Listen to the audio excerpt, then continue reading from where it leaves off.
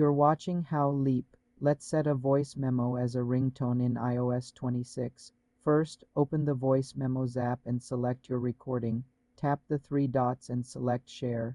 Choose Save to Files. Now open the GarageBand app. Create a new project by tapping the plus icon. Select Audio Recorder. Tap the loop icon in the top right. Tap Files and find your voice memo.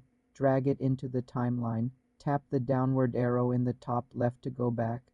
Tap My Songs and hold your project. Tap Share. Select Ringtone. Name it and tap Export.